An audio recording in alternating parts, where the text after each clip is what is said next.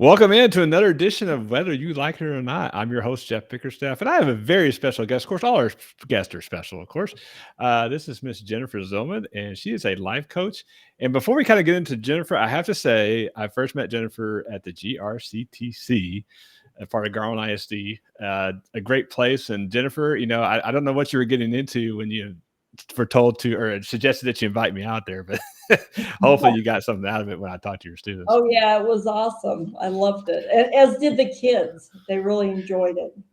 Yes, and I enjoy talking to your kids, and the one of the reasons I love talking to kids is I just never know what questions they're going to ask me at the end. So I Oh, always sure.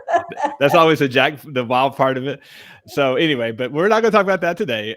Jennifer has been gracious enough to come on and talk about, like I said, she's a life coach, and to talk about a couple important topics that I think you're going to find really interesting. But before we do that, though, Jennifer, just give us an idea of how you got here, how your journey brought you here. Um, I and thank you first for having me. I appreciate you allowing me this opportunity to get this information out because I really feel like it's something that is near and dear to my heart. I feel like very, very important that and I'm kind of targeting this at younger, high school, college age kids, just because that's what I have dealt with. Just a little bit of background is in my first life I was am a CPA, certified public accountant, and then have had several businesses myself. And then I decided once I retired I wanted to go into teaching. Well, it was during the time that I was teaching, and as Jeff said, I was at the GRCTC. I taught all the upper level accounting courses, and I saw where there was such a need for this kind of mindful practice that we're going to talk about for the students, because they are anxiety ridden. A lot of them don't have any rudder to guide them on their journey.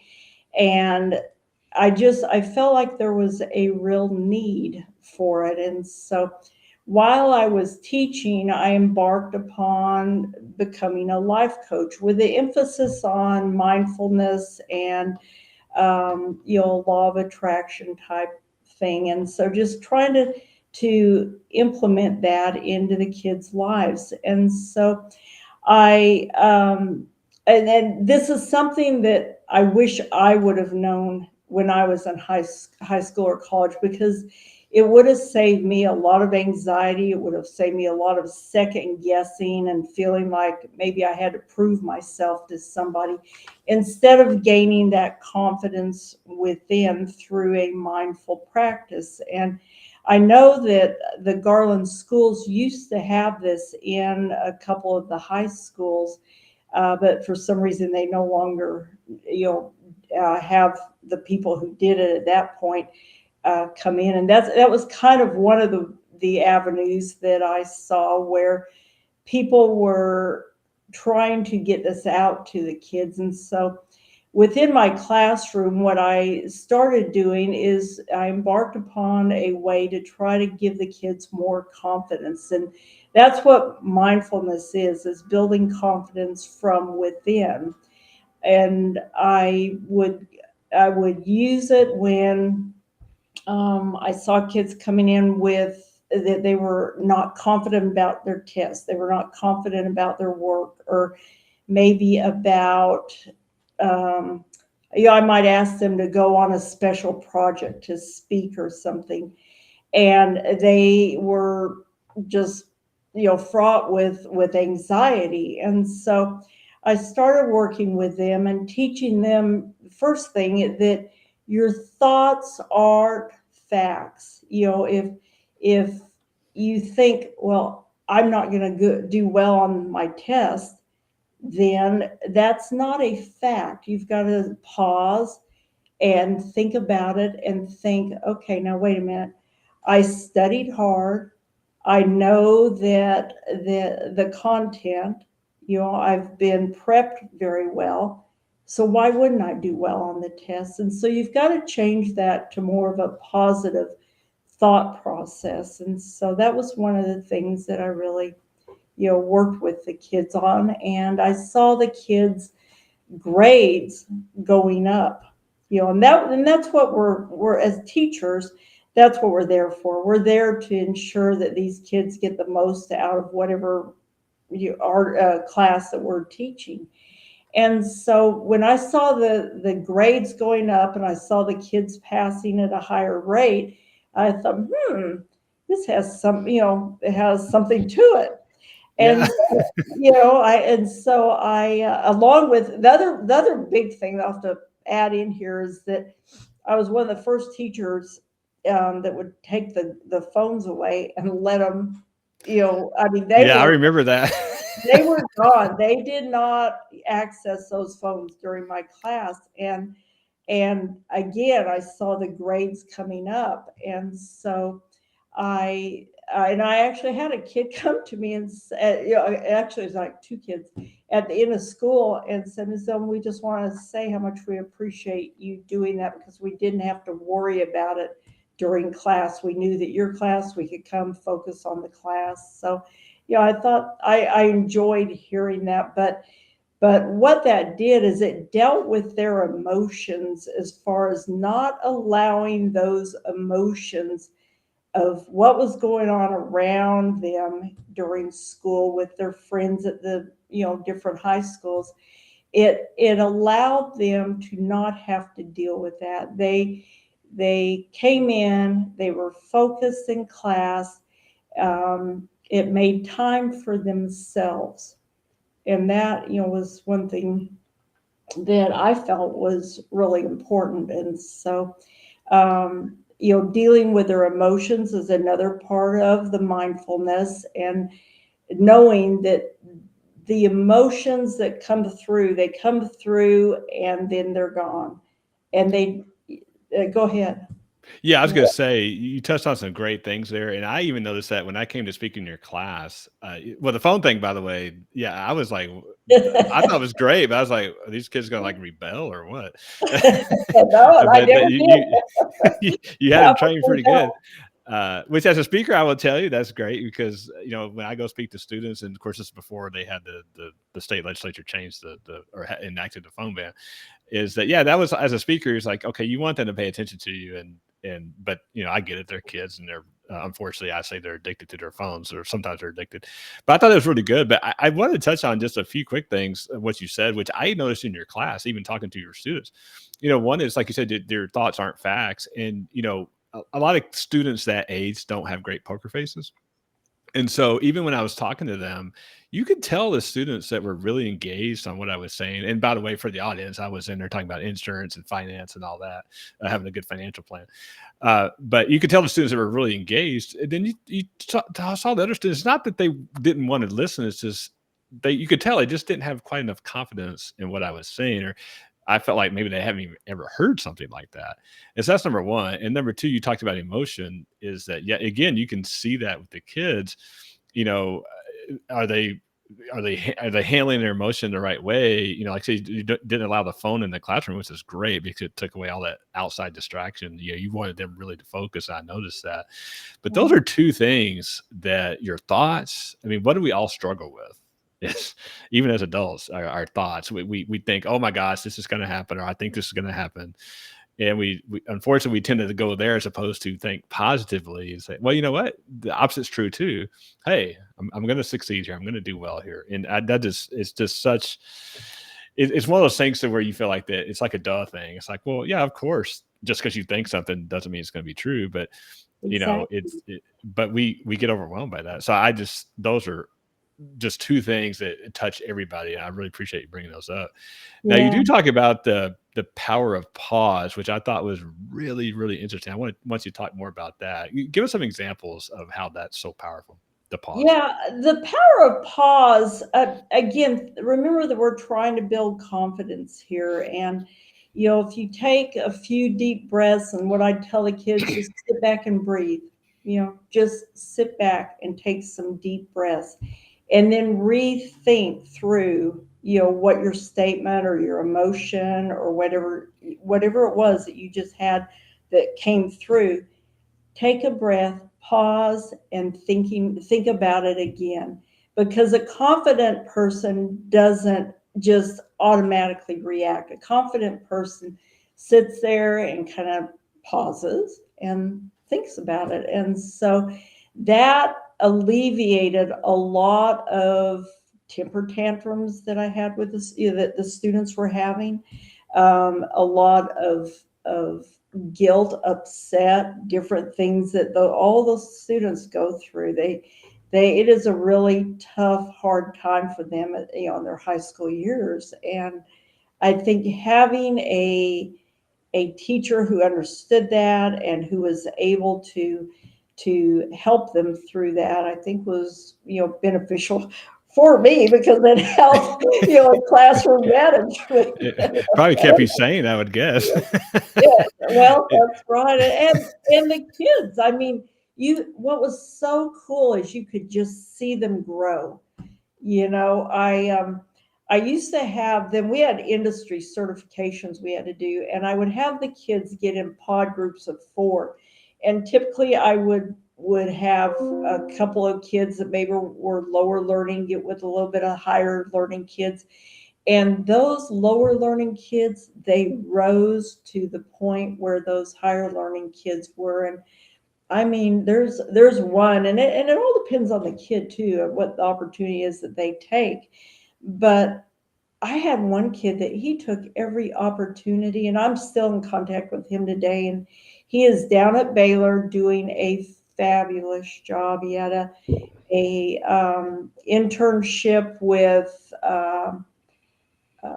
I don't think it was, I started to say Morgan Stanley, but I don't think it was Morgan Stanley, but one of the big financial houses. He had an internship this past summer, has been invited back for this next year. And, it does my heart good. And I think a lot of people just see those kids flourish and do so well. And to know that they don't have to have it all figured out to move forward.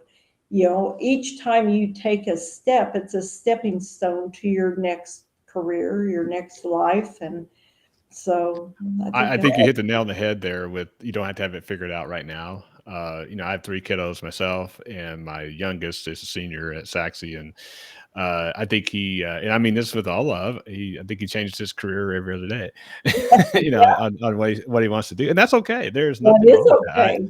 And it goes to what you're saying is I think unfortunately a lot of times society puts pressure on our students to say, hey, you got to be perfect, you got to have everything figured out before you're 18, and all that, and which is totally not the way to go in my opinion. It just puts way too much pressure on that. You'll have plenty of pressure and stress when you're an adult, so Yeah, that's gonna yeah, come. You for don't need sure. that early. And but that's where I wanted to go next, because you talk about your presence being a superpower, and that's something I definitely want you to kind of go more into, because I think a lot of people, at least I don't anyway, when I first hear that, I'm like, okay, I sort of get what you're saying, but kind of explain that. What do you mean by that? Sure. Um, if we're always thinking in the past or looking forward to the future, we miss what's going on currently.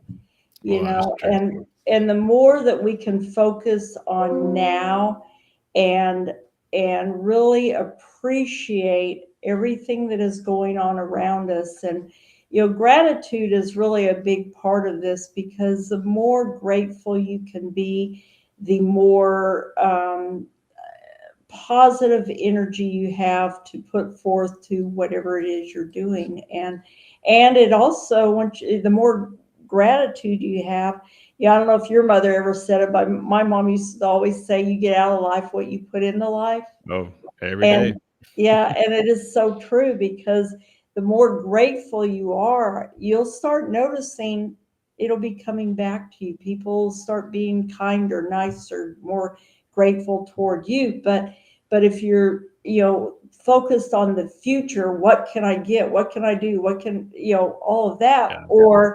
or in the past, like, oh, poor me, that I went through this, I went through that. And there's just no time left for you to live in the now if you're thinking about that. So you've really got to clear your mind and get all that clutter out and really focus on what's going on today and how can I be grateful? How can I be appreciative?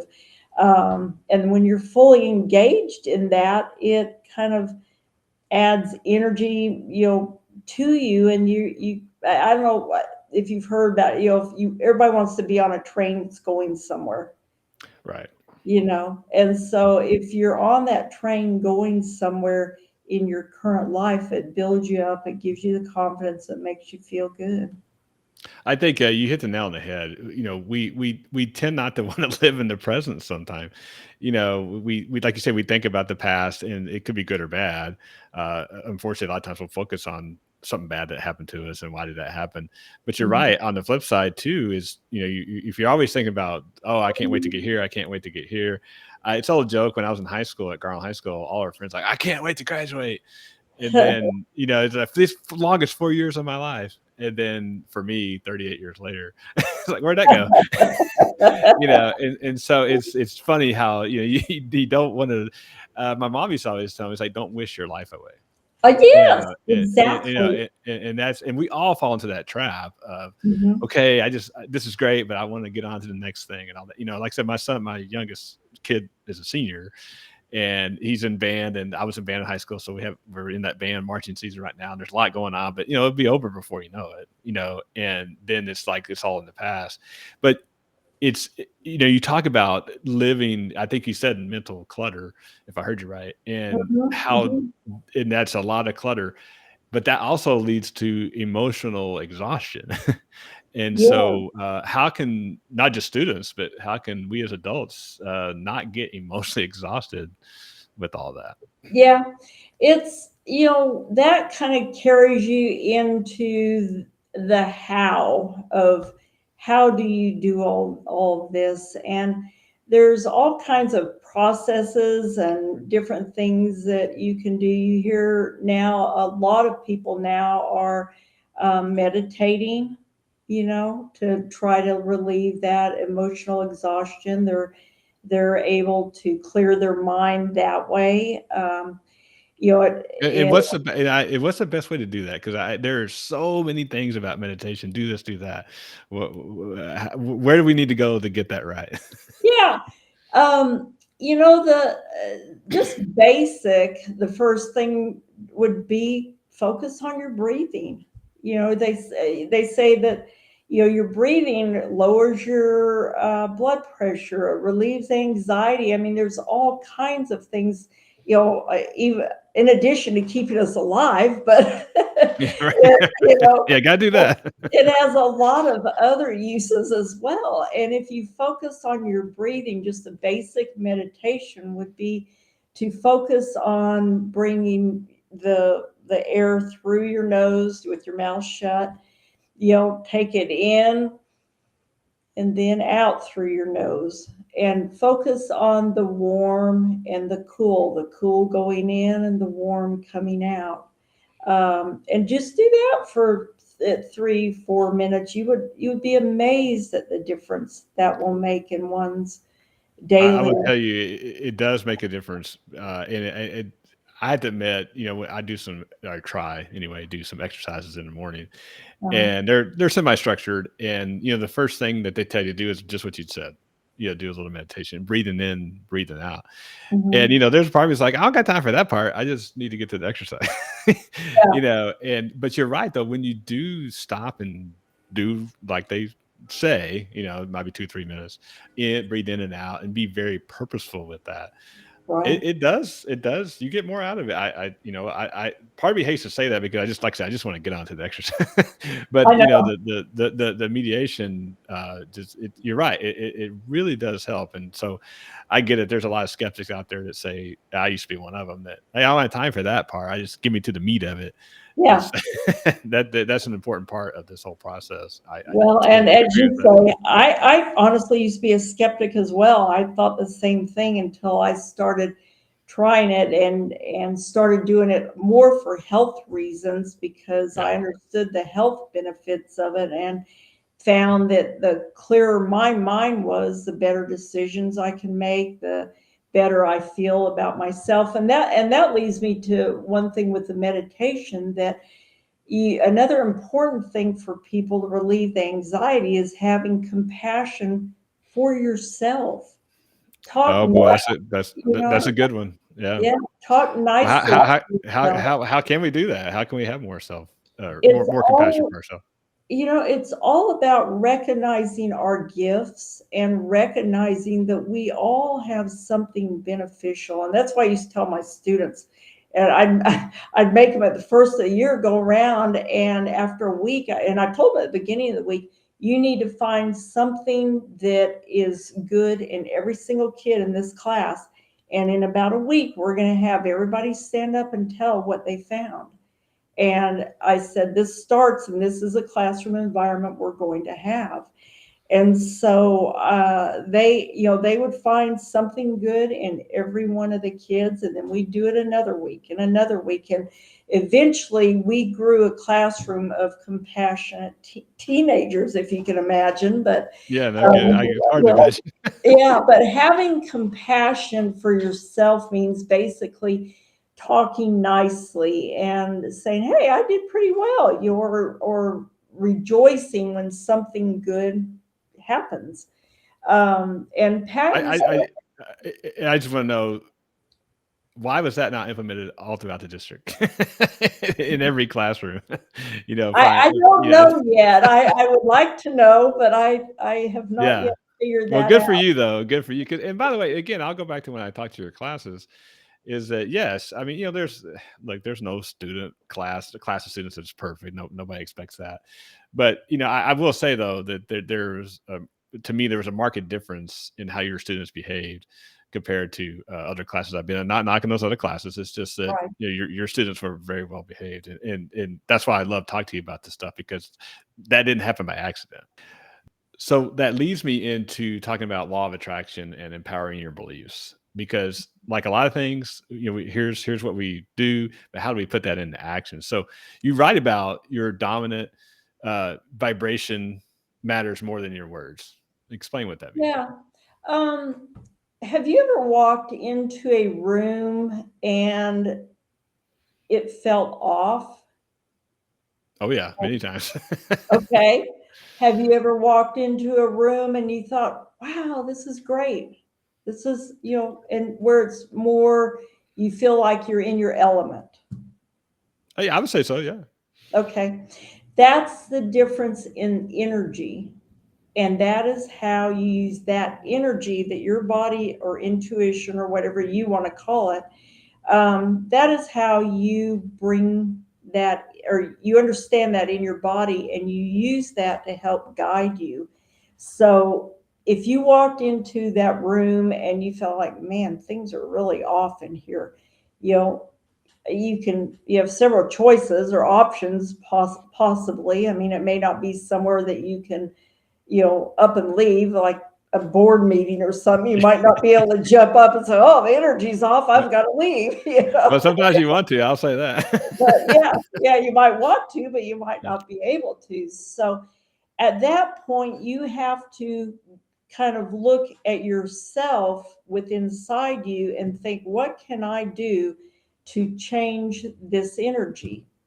And the way you do that is kind of go within and push that negative energy down, and then start bringing the positive in, to where you change your own energy and your own viewpoint, to where at least you can be accepting of where you are.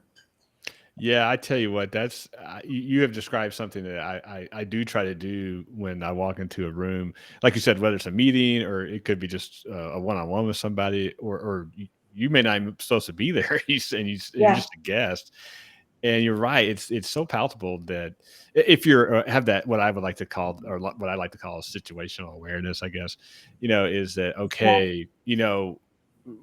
Okay, I think my expectation is X, so I'm going to go do this. And then when you walk in there, it's something different than what your expectation was. Like you Hmm. said, it's very important. Okay, how do you adjust to that? Because anybody that's known me for a long time, it's like if there's a negative vibe, like you said, I'm not going to contribute to that. I am going to try to change that. Hmm. Say, hey, okay, you know what? Let's bring some positivity in there. And I think the fact that you know what you're doing is so remarkable because we sometimes we just fall into that trap of it's all about me. And if I don't want to be here, so I'm not going to be here. I don't try to make the situation better. And that's where you're right. You literally can go into a situation, whether it's like I said, whether it's a meeting or just a other type of situation, and it's you don't have these good vibes, but you can change that yourself, and you can change the whole room, and people can say, "Hey, why is that guy or gal so happy?" That to me, Yeah. that's what you're ultimately trying to get at. Right. Well, and you can, and you start by visualizing how you want that feeling to feel. Do you want people to feel, not necessarily in your case, but in somebody else's case, joyful, or how do you want them to feel? And you start visualizing that happening, which in turn brings that kind of energy, if you will, in, and then the people around you start feeling that. They start feeling that good energy coming off of you, and it kind of becomes contagious in some cases. I know some cases it can, but Right. I've yeah, been in both situations, by the way. I do understand that. But I do coach a lot of the business people on how to manage this energy and how to make it through a heated meeting so that they're not getting heated or upset. And I actually had a instance just this past weekend where I actually had to deal with something like that, and it was it was difficult in the way that the other person did not understand the energy, and they just went on about their way, causing the negative with everybody there. But I was able to kind of step back and kind of take it all in and realize, okay, what do I want out of today? What do I want it to feel like today? And was Yeah. able to manage and get through that day without causing any kind of problem or upheaval or anything like that. Right, which is not always avoidable. I mean, but you hit the nail on the head just beautifully visualizing it. Because if you can't visualize something before you go do it, you're not gonna be able to do it. Right. And and my mom taught me that years ago, even as when I was in school myself. Is it kind of goes back to what we were talking about before, but okay, I'm worried about this this test, or probably a better example is when I had to give a presentation. And believe it or not, I used to be really shy about that. I'm not. I love public speaking now, but there was a time where I didn't like it. Yeah. And you practice and you practice, and then it's that moment of truth when you. And this is really hard because you're in front of your own peers. These people that are gonna. If they don't like it. They're gonna let you know about it afterwards. You used to be on the playground, but wherever. Yeah. Yeah. They're gonna, and so there's a lot of a lot of pressure for a student. But my mom always told me, like, hey, you have to visualize that you're gonna do fine. Yeah. You're gonna nail it. Exactly. You're not that you're gonna fail, you're gonna mess up. Because she always told me that if you really think that you're gonna mess up, you're gonna mess up. And that is And so true, because that's bringing that negative energy in. yeah, That is so true. She was ahead of her time, because yeah, I mean, you think about now all the NFL players and all, they sit there with their headphones on. And I mean, I mhm. had a student that's in NBL, I guess is that what it's called, National Basketball League, plays for Philadelphia. NBA, yeah. Yeah, NBA or whatever. And he, they put these headphones on and they listen to all this positive reinforcement, and get their juices flowing, gets them going to where they are like, I can get out there and do it. I know I can. And so it's such a beneficial thing to be able to do. Yeah, and there's a whole another topic about positivity versus negativity. That's another podcast, but it definitely goes toward. I always remember this saying. I can't remember who told me this, but someone told me that if you wake up in the morning and you expect to have a bad day, you'll rarely You be will have a bad day. That's you know, exactly right. and I've always tried to remember that because look, whether it's like, hey, we had a rough night. I mean, being on council, being mayor, we sometimes our meetings go late and then just the next morning.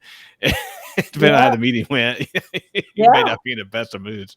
But again, it's like you're setting the tone for that day, because yesterday is gone. Can't do anything about that. But what you can do is about today. It goes back to what you're saying, living more in the moment than so worried about what happened in the past, what's going on in the future.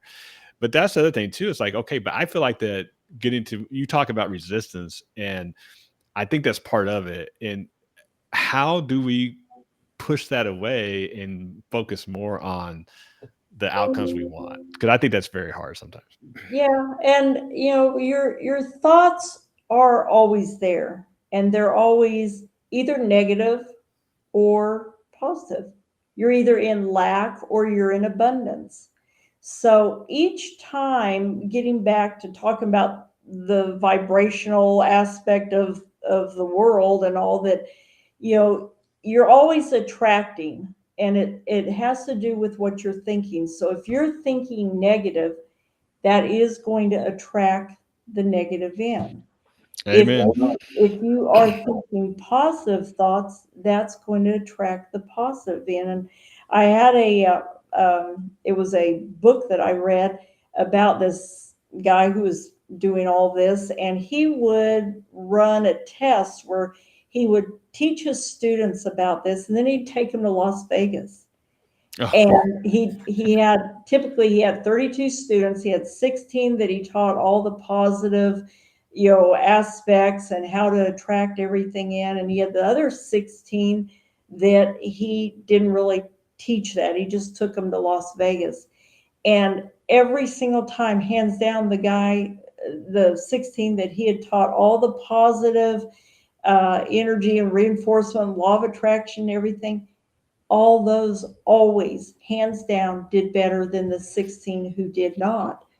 And so I always thought that was kind of an interesting case to read, but again, it just goes back to that positive mindset. And before we would take those industry tests that I told you about at school, I would go over everything with my kids. I would say, okay, now let's get those positive vibes going. Let's think positive. You're going to pass, and you're going to. I mean, we go through this whole ritual, and they'd go in there, and again, the majority of them, would pass. And these are hard tests. This was like the QuickBooks test that industry people take, yeah, that's a hard and one. it is a hard one. I've taken it. And so I had this one little guy that he was wringing wet. He was, oh, Miss Zillman, and I'm finished. And he was like this. And I said, Keith, it's okay. I said, think positive. You thought positive all through this test. And I mean, Jeff, when his grade popped up, it was an exact 70, but that kid looked up, his eyes were like it was Christmas morning. And he goes, Miss Zillman, I passed. And I'm like, yeah, Keith, I told you you would. And Yeah, sure that's enough, awesome. I mean, this kid's confidence just went through the ceiling. At that point, he realized he could do anything he wanted to do. And it was the energy of it that got them through. Because when they would get to a question that they weren't sure about, I told them, if you get to something you're not sure about, just go on and then come back to it, because you don't want to sit there and dwell on it and say, oh, I don't know this, because then that lowers your energy. Yeah. Whereas you keep that uplifting energy, you go through, oh, I know this, yeah, building confidence along the way, and then come back and do that one. And so I Yeah, and mean, also they told you not to change your answer. yeah, You've heard always it. take the first answer. But if you're thinking, to your question, that was kind of a long-winded answer, but to your question about resistance, if we're constantly thinking, I don't have enough money, or I can't get that job, then that's putting that kind of energy out there. So if you walk into that interview thinking, I can't get this job, your whole demeanor drops. Your whole Absolutely. demeanor does. Yeah, it's a business owner myself. We interview people that want to be work for our agency, and you're right. It's pretty easy to see is that Yeah, because someone that comes in that doesn't have a lot of confidence, and you can't read their mind, but you sort of can by their well, you their can attitude, their body tell. language, and you're like you can tell like oh I don't expect to get this job, and it's like I would tell my students that I see that I talk to is that if you don't have confidence in yourself, why would you expect me to? uh, Exactly. you know, and Yeah, so that's why it's so important what you're doing is because these kiddos are young enough. Some of them hadn't even graduated high school yet, but the ones that just did, they're still young enough to kind of turn that attitude around sometimes, and that's why what you're doing is so important, and it kind of gets into self worth yeah, because it's one thing when you're talking about somebody that's interviewing for a job, but it's way more than that. It's just how you present yourself to other people. You talked about how the positive energy in the room versus negative energy in the room, but I think, and you tell me if I'm wrong, that's got to start with self worth, and how can we build a stronger sense of self worth for ourselves? yeah. If it does start with self-worth and the confidence, they've got to gather that confidence, and the more confidence they gather, then the more self-worth they feel. But the thing that we all need to realize, our self-worth comes from within us. It does not come from anything on the outside. And so the more that we can look at the things that we have accomplished, the things that we've done well, and pause and take a minute to be aware of that, even if you have to write stuff down, then you are what you attract. You attract what you are, I should say. Yeah, yeah, And the just it's just all about having those little times where they can build that confidence little by little by little. It's step by step. It's not going to come all overnight. It's not going to come in one fell swoop. It's all the little things that add up to create that self-worth. And but it's important for people to realize that nothing on the outside really is what you're looking for. You're looking for internally. yeah. I think about the saying I was always told that the only thing stopping me is me. Yes, And exactly. but I think sometimes society will sell you a different bill of goods. It's like, well, you had this happen to you, or you had this circumstance, so it's not your fault.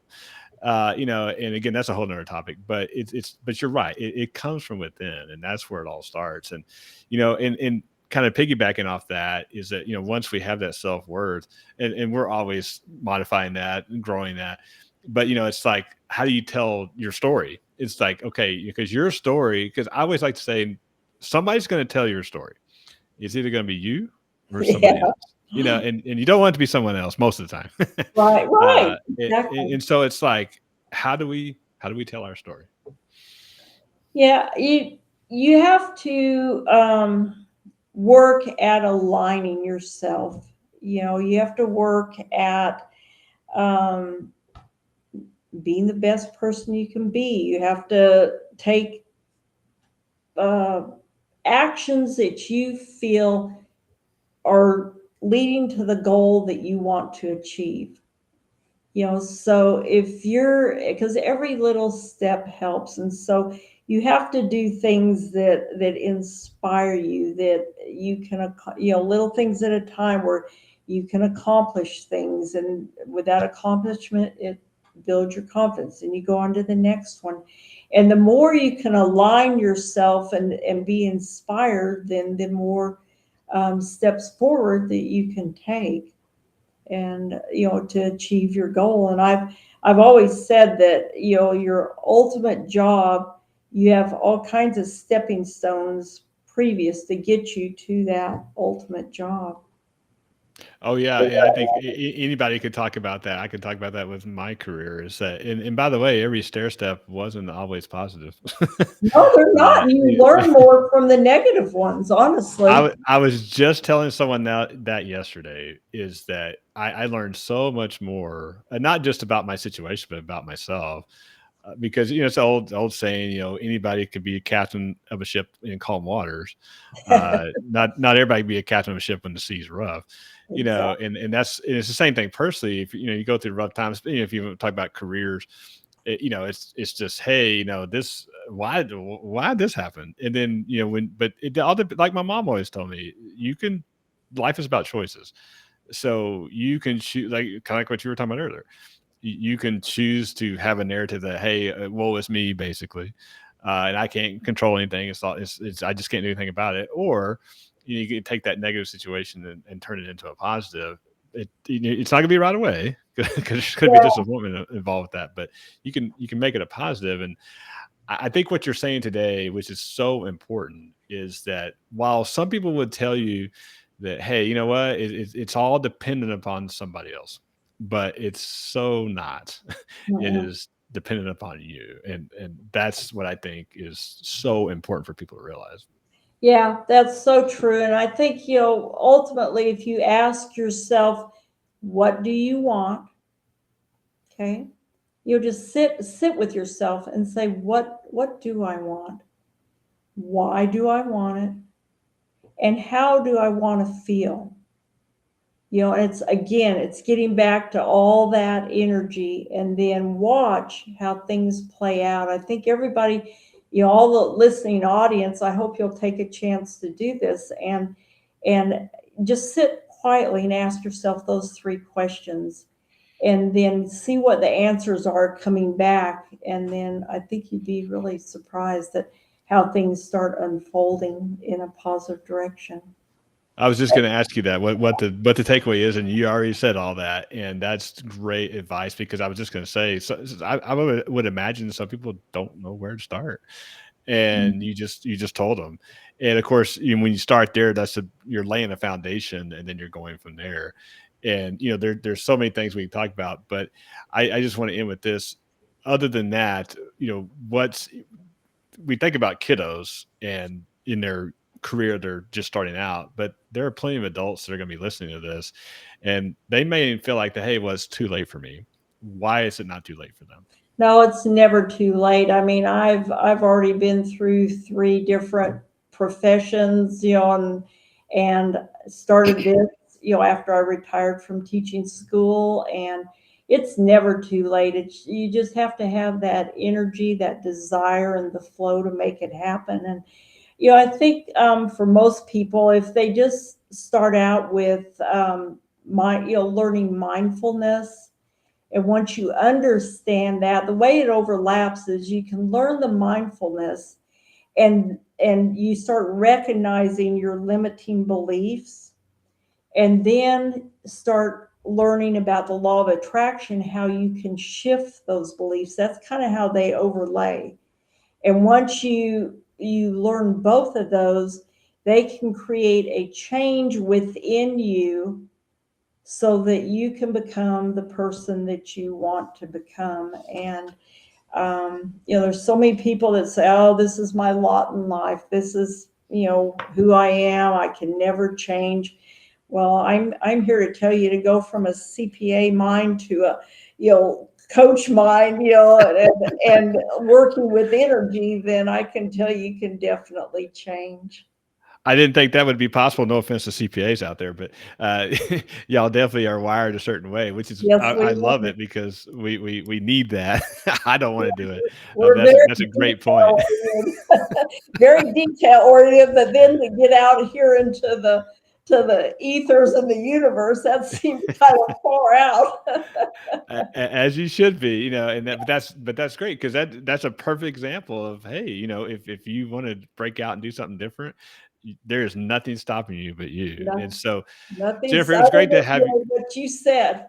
Only me, Yes, whatever your mom said, that you're the only one that is limiting yourself. absolutely, you're right. And and sometimes we just don't want to believe that, because we want it to be someone else's fault. But like I said, at the end of the day, it's the only person stopping you is you. Jennifer, it was great to have you on. How can people find out more about what you're doing? They can actually just send me an email. I work off of referrals only. I don't have any great big website or anything, but I work off referrals, and it's just Jennifer@Zihlman.com if they're interested in the subject. If they'll just put in their mindfulness, then I will get right back to them. And it's Jennifer, Jenifer, one N. I was going to At, say, you may want to point that out. yeah, and then it's at Zihlman, and it's Zihlman.com. And we'll put all that in the description for the podcast, so we'll make sure everybody gets that. Okay. But Jennifer, it was great to have you on. I really appreciate you taking the time to do this, because I think, again, it goes back to, we're all in this hustle and bustle of life, and we get told that you don't have time for this, you don't have time for that. But if we don't make time, for ourselves, like you said, mindfulness, law of attraction, how that all comes together, as you just said, we're doing ourselves a disservice. So I really appreciate you taking the time to talk to our audience about that. And we definitely look forward to having you back on in the future. Well, and I appreciate you having me, Jeff. And I mean, I know it works because I've experienced it. So that's how I became another, believer after being a skeptic. So I do thank you for having me and let me get the word out. And hopefully we can get it implemented in the Garland schools. That's on my agenda. That's great. Well, definitely, I'll definitely be your advocate for that. Advocate for that. That's for sure. So thank you for watching, everyone. And we will see you on the next one.